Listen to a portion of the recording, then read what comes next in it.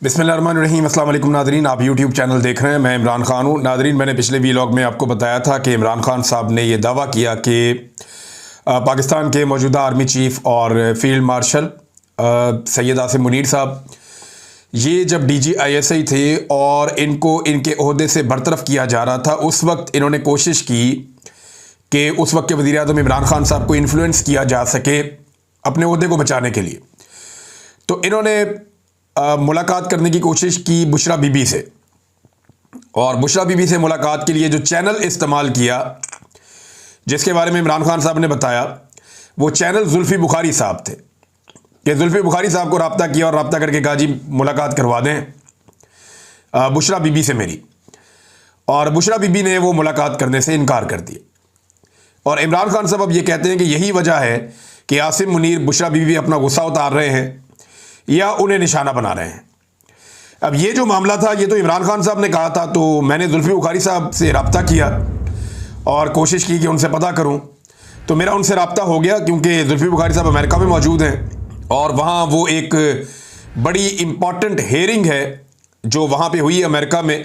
और उसकी तफसीलात मैं आपको बाद में बताता हूँ। ये Tom Lantos human right commission है अमेरिका में, कांग्रेस में, और ये बहुत इम्पॉर्टेंट कमीशन है। इसी कमीशन में जब हेयरिंग हुई थी अहमद नूरानी के भाइयों के हवाले से, तो फौरी तौर पे अहमद नूरानी के भाइयों को ISI ने रिलीज़ कर दिया था, और बाद में ये कहानी बनाई गई थी कि कच्चे के डाकू इन्हें उठाकर ले गए थे और उसके बाद वो वहाँ से फ़रार होकर आ गए, या पुलिस वहाँ पे चली गई, या कुछ इस तरह बाजियाब हो गए। तो ये कहानी थी।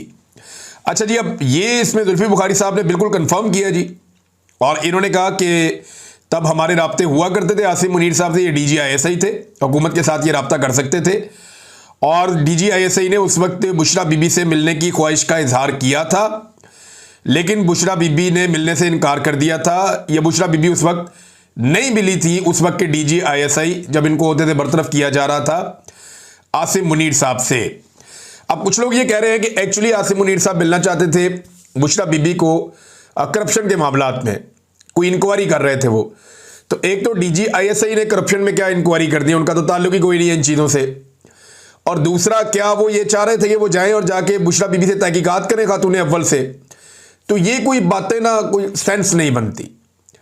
अच्छा, बहुत सारे लोग ये कहानी सुनाते हैं और बार बार ये कहते हैं कि हाफिज सैयद आसिम मुनीर साहब जब DGISI थे तो जनाब ने कोई करप्शन पकड़ ली थी बुशरा बीबी की, फराह खान की और उस्मान बुज़दार की, और इन्होंने कहा था कि जी ये लोग करप्शन कर रहे हैं, तो इस गुस्से में इमरान खान ने इन्हें ओहदे से हटा दिया था। ये अब जो कहानी मार्केट में फ्लोट की गई आज से 2-2.5 साल पहले, वो ये है।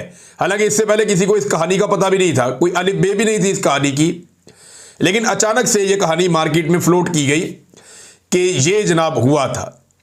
देखिए, अब वही आसिम मुनीर साहब मुल्क के स्याह और सफ़ेद के मालिक बने हुए हैं। अब वो फील्ड मार्शल भी हैं, आर्मी चीफ भी हैं, और ये हुकूमत भी उनके कदमों में बैठी हुई है। तो जो चाहे वो करें। कल वो अहमद वली खान ने ठीक बात की ना कि मौजें तो सारी जो हैं वो इधर हैं और इनको तो कोई छेड़ नहीं सकता। तो ताकत तो सारी जनाब, ताकत का जो मंबा है वो तो आर्मी चीफ हाउस है, इस वक्त उनके पास है ताकत GHQ में।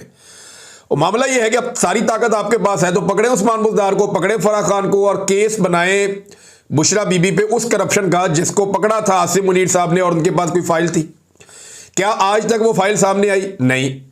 क्या आज तक उस फाइल के कोई इल्ज़ामात प्रैक्टिकली सामने आए? नहीं। इल्ज़ाम क्या था कि ये लोग कोई अफसरान की ट्रांसफ़र पोस्टिंग करते हैं, जिसमें ये अफसरान की ट्रांसफ़र पोस्टिंग के लिए पैसा वसूल करते हैं। भाई, वो जो पैसा वसूल किया है, रिश्वत लेना और देना दोनों जुर्म है।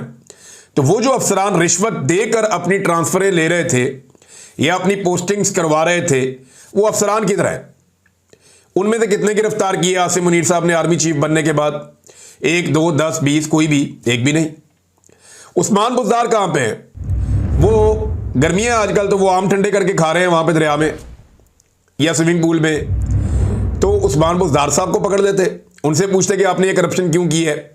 फराह खान के खिलाफ कौन सी कोई संजीदा एफर्ट हो रही है? कोई भी नहीं। चले, बुशरा बीबी तो जेल में है ना, तो बुशरा बीबी के ऊपर ही केस बना देते कि जनाब ये खातून ने ये पैसा वसूल किया, इस मद में वसूल किया, इस अफसर ने ये पैसा दिया, और फलां फलां ट्रांसफ़र और पोस्टिंग हुई। अगर एक फाइल आसिम मुनीर साहब के पास थी तो वो फाइल आज कहां पे है? ये सारी ऐसा लगता है कि एक कहानी है। अगर ये सच होता तो आज ये चीजें हमारे सामने होती। आज ये चीजें जो है ना, वो इतने सारे इद्दत वाला केस बनाने की जरूरत तो ना पड़ती। ये अजीबोगरीब किस्म के भोंडे मुकदमात बनाने की जरूरत तो ना पड़ती। फिर तो सिंपल ये होता, तोशाखाना का केस बनाने की जरूरत भी ना पड़ती। तोशाखाना में तो जितने भी पाकिस्तान के बड़े बड़े ओहदेदार हैं, चाहे वो जर्नैल हैं, चाहे वो सियासतदान हैं, चाहे वो माजी के वज़ीर आज़म हैं, चाहे वो मौजूदा, उस सबके घरों में सामान गया हुआ तोशाखाना का। ये कोई अनोखी खातून अव्वल तो नहीं थी कि इसके घर में क्यों चला गया, सबके घरों में जाता रहा, या तो सारों को पकड़ के अंदर कर दो। तो ये भोंडे केसेस बनाने की जरूरत तब पड़ी जब कुछ और था नहीं। अगर तो आसिम मुनीर साहब के पास कुछ होता तो वो उसकी बुनियाद के ऊपर आज केसेस बनाते, अगर वो सॉलिड होता। मैंने आपको पहले भी वो माजी में बात बता दी हुई है कि जनरल बाजवा इमरान खान साहब के पास गए थे कि आसिम मुनीर साहब के साथ फलां प्रॉब्लम्स जुड़ी हुई हैं, तो हमें डीजी आईएसआई तब्दील करना है। तो जनरल बाजवा की ख्वाहिश पे इमरान खान साहब ने डीजी आईएसआई तब्दील किया, और जनरल बाजवा ने ऑप्शन देने थे कि जनाब इसको लगा दो। तो आपको तो पता है कि फैज हमीद साहब उस वक्त जनरल बाजवा को भी पसंद थे, इमरान खान साहब को भी पसंद थे, तो वो आकर लग गए डीजी आईएसआई। ये बात बिल्कुल ठीक है कि जनरल फैज का किरदार बड़ा घटिया रहा है, बड़ी घटिया हरकतें उस आदमी ने की है पाकिस्तान की सियासत में।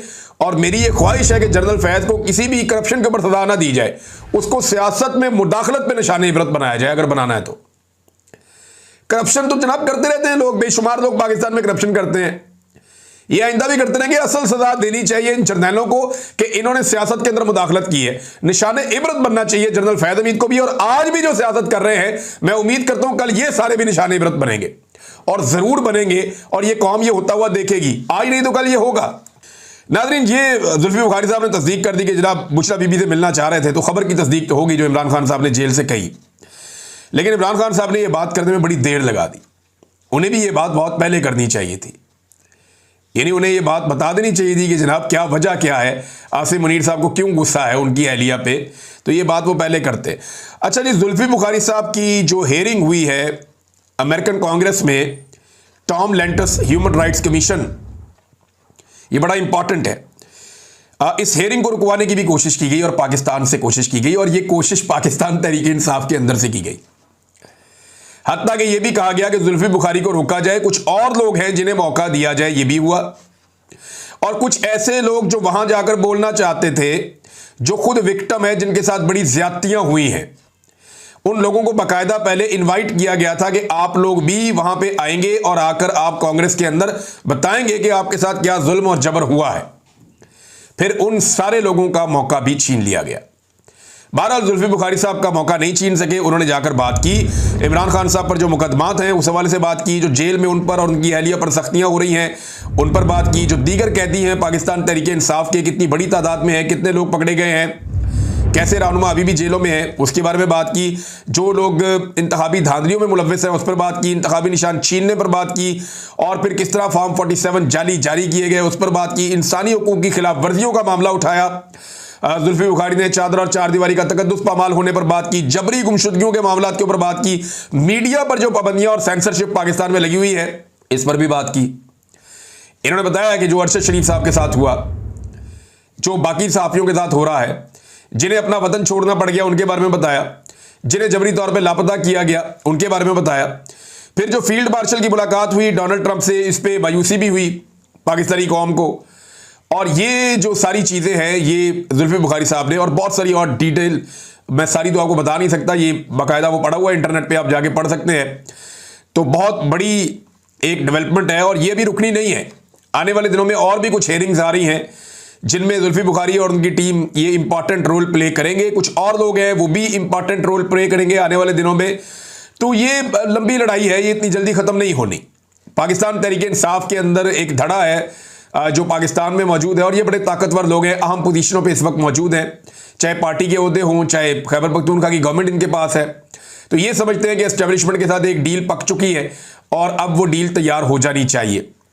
कुछ दिन पहले एक छोटी सी डील हुई भी है और वो डील बड़ी जल्दी बेनकाब हो जाएगी और आपके सामने भी आ जाएगी कि कौन सी डील हुई, किसने डील की। लेकिन इमरान खान साहब की एक बहुत ही करीबी साथी हैं, बहुत ही करीबी, पॉलिटिकल पल छोड़ दें आप, अभी मैं नाम नहीं लेना चाहता, लेकिन ये जल्दी आपको पता चल जाएगा कि एक डील बिल्कुल माजी करीब के अंदर हुई है।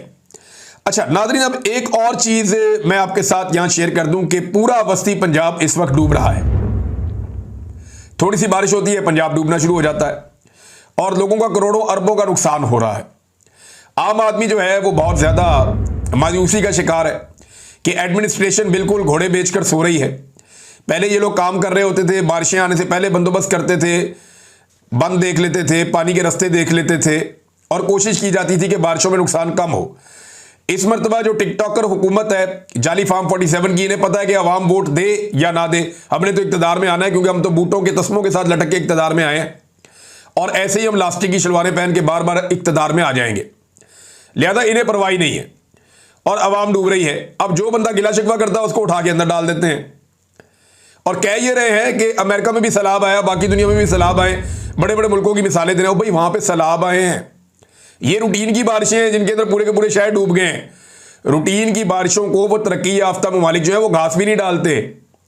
और दूसरी बात यह है कि वहां पे अगर ज्यादा बारिशें हो जाए और पानी खड़ा हो जाए तो कोई लंबे बूट पहन के यूं करके खड़ा नहीं हो जाता। वहां पे कोई उसके ऊपर अपनी तशहीरी मुहिम नहीं चला देता, वहां पे कोई शुएब को फोन नहीं कर रहा होता, ऊंची सड़कों पे फिर के अपनी पब्लिसिटी नहीं करवा रहा होता, सहाफियों के टोले को अपने मनपसंद को लेकर कोई अपनी पब्लिसिटी नहीं कर रहा होता। तो इसलिए वहां पे तनकीद भी उस तरह से नहीं होती। दूसरा, वहां पे कोई भी आफत आ जाए उसके बाद जो रिस्पॉन्स है गवर्नमेंट का या इदारों का वो ऐसा शानदार होता है कि वहां के लोग कहते हैं जी ठीक है, हमारा नुकसान हुआ, पूरा हो गया। मुझे बताया ना पाकिस्तान में कितने लोगों की गाड़ियां डूब जाती हैं, कभी आज तक किसी एक का भी नुकसान पूरा हुआ? इंश्योरेंस का पाकिस्तान में सिस्टम है नहीं, कानून पाकिस्तान में अजीबोगरीब बनाए हुए हैं। तो ऐसी सूरत हाल में फिर लोग बुरा भला ही कहेंगे और क्या कहेंगे। और अब जस्टिफिकेशन दे रहे हैं, यानी मैं कुछ सहाफियों को और कुछ ऐसे लोगों को जिन्हें ये हुकूमत या पीडीएम की जमातें नवाजती हैं, मैं उन्हें कहता हुआ देख रहा था। यानी कुछ लोग कहते हैं पेट्रोल अभी भी दुनिया के कुछ ममालिक के मुकाबले में सस्ता है। ये मुवाज़ना तुम लोगों ने उस वक्त तो नहीं किया जब इमरान खान के दौर में पेट्रोल 150 रुपए का था और आलमी मंडी में 125 रुपए का था। उस वक्त तो तुम लोगों ने यह मुवाजना नहीं किया, बेशर्मों की तरह तुम लोग तब कहते थे जी बहुत महंगा हो गया। यह मुवाजना तब करना था ना कि आलमी मंडी के अंदर कितने ममालिक और हैं जहां पे पेट्रोल पाकिस्तान से भी महंगा है, उस वक्त नहीं किया। जब पाकिस्तान में सस्ता था और आलमी मंडी में महंगा था तब मुवाजना नहीं करते थे। अब आलमी मंडी में सस्ता और पाकिस्तान में महंगा है तो अब ढूंढ के लाते हैं कि फलाना मुल्क ऐसा है जहां पे थोड़ा सा पाकिस्तान से आज भी महंगा है। इनकी बेशर्मी की इंतहा आप चेक करें। अब चीनी के बारे में बरतानिया से मुवाजना किया एक अकाउंट ने कि जनाब बरतानिया में चीनी आज भी पाकिस्तान से महंगी है, या पाकिस्तान में आज भी बरतानिया यानी आज 200 रुपए किलो हो गई है। तो ये वाला मुवाजना इन्हें याद आ गया। लेकिन जब इमरान खान के दौर में 80 रुपए किलो थी तब ये मुवाजना याद नहीं आया था। बरतानिया में तो और भी बेशुमार चीजें, वहां की गवर्नमेंट तो अपने वो शहरी जो काम नहीं कर पाते उन्हें वो पैसा देते हैं हर महीने जिंदगी जीने के लिए, रिहाइश देते हैं उन्हें, पैसा देते हैं उन्हें बेनिफिट्स देते हैं, उन्हें तो मुफ्त इलाज मिलता है, मुफ्त तालीम मिलती है, बेशुमार और चीजें उन्हें मिलती हैं वहां पे। तो उसका तो आप जिक्र नहीं करते। चीनी आपको याद आ गई कि आज भी बरतानिया में पाकिस्तान से महंगी है। तो जब पाकिस्तान में 80 रुपए की थी ना तो बरतानिया में तब भी इसके आसपास ही थी जितने की अब है। पाकिस्तान में महंगाई बढ़ने की शरह में और बरतानिया में महंगाई बढ़ने की शरह में भी बात कर लें आप कि कितना फर्क है। ढिठाई और बेशर्मी के साथ ये लोग जो है वो डिफेंड करते हैं हुकूमत की बेशर्मियों को और हुकूमत की नालायकियों को। और नाजरीन एक और चीज, इकोनॉमी को काफी सहारा मिल रहा है। ये भी वो कहते हैं कि जनाब ये महंगाई की जा रही है, इससे इकोनॉमी को सहारा मिल रहा है। बिजली महंगी कर रहे हैं जी, बड़ा अच्छा कर रहे हैं, इकोनॉमी को सहारा मिल रहा है। गैस महंगी कर रहे हैं जी, इकोनॉमी को सहारा मिल रहा है। तो इमरान खान के दौर में वो पैसे क्या बनी गला लेकर जा रहा था? उसके दौर में तो हुकूमत के अखराजात भी कम थे, आज तो हुकूमत के अखराजात भी बहुत ज्यादा है। तो ये बेशर्मी और ढिठाई है हमारे चंद सहाफियों की और ऐसे दानिश्वरों की जो बिला वजह के दानिश्वर बने हुए हैं और उन्हें यह बात समझ भी नहीं आती कि यार लोग सब कुछ जानते हैं, लोगों को आप बेवकूफ नहीं बना पाएंगे। आप माइक लेकर जाए ना, लोगों से कहे जी महंगाई वाकई कम हुई है, तो देखें लोग आपका मुंह तोड़ देंगे और आपका माइक छीन लेंगे। ये करेंगे लोग। बहरहाल जुनैद अकबर ने नोटिस लिया है चीनी के मामले का और नोटिस पब्लिक अकाउंट्स कमेटी में बैठ कर दिया, क्योंकि वो चेयरमैन है पब्लिक अकाउंट कमेटी के।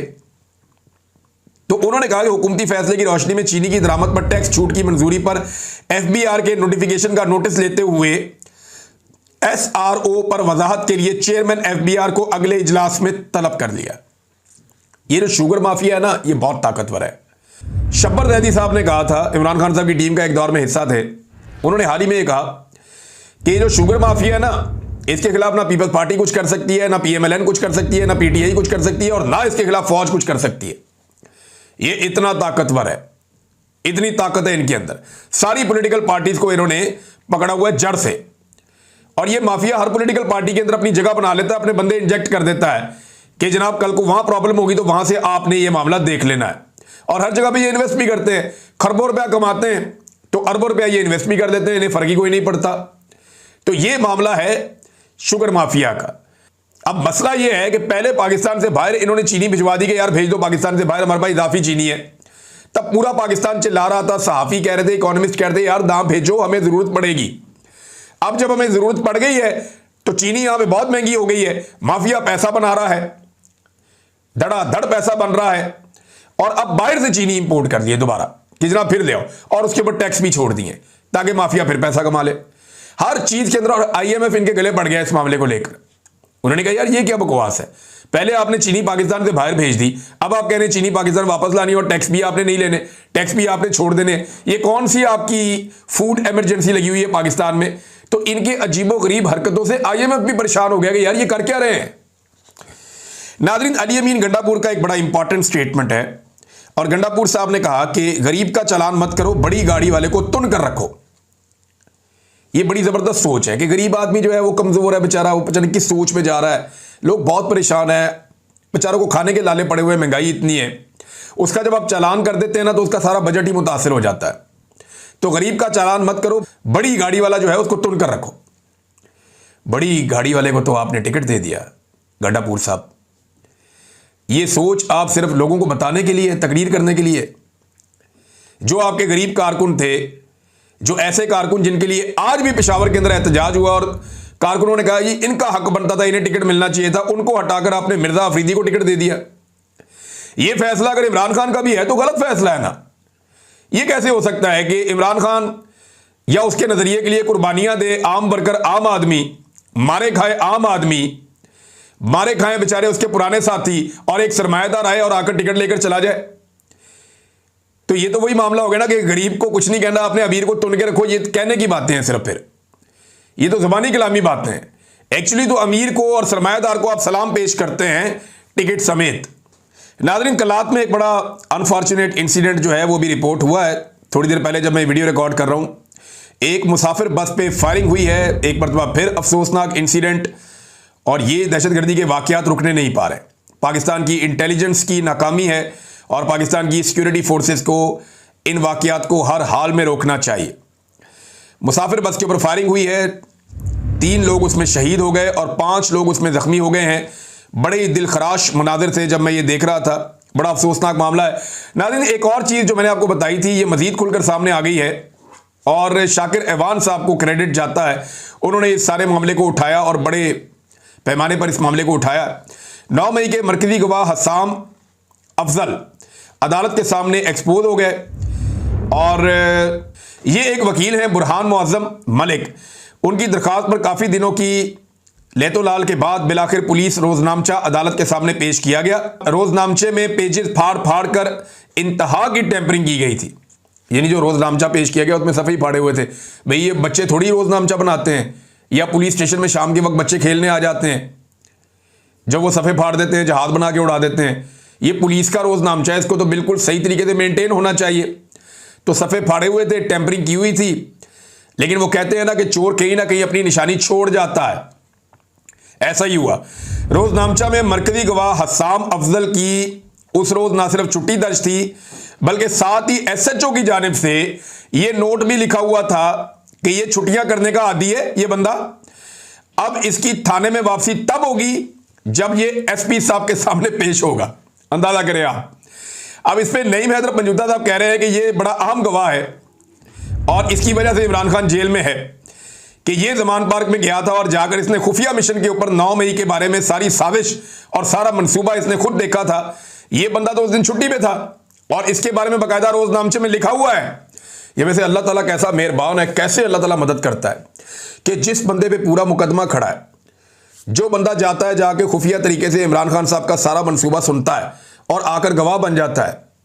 जिस तारीख को वो ये सारा कुछ करता है उस तारीख को बंदा ही छुट्टी पे है, और ना सिर्फ छुट्टी पे है बल्कि एसएचओ ने वहां लिखा हुआ है, एसएचओ ने लिखा हुआ है कि ये बड़ा आदी मुजरिम है, ये बहुत छुट्टियां करता है, एसपी के सामने पेश होगा तो इसको वापस नौकरी पे आने की इजाजत दी जाएगी, ये वापस ज्वाइन करेगा। अब आप अंदाजा करें। और ऐसे ही गवाहों के बयानों को बुनियाद बनाकर नईम हैदर पंजूथा के मुताबिक इमरान खान की जमानतें खारिज की गई हैं। यह है नाजरीन पाकिस्तान का निज़ाम इंसाफ, और ये केसेस बनाए गए हैं भोंडे किस्म के इमरान खान के खिलाफ।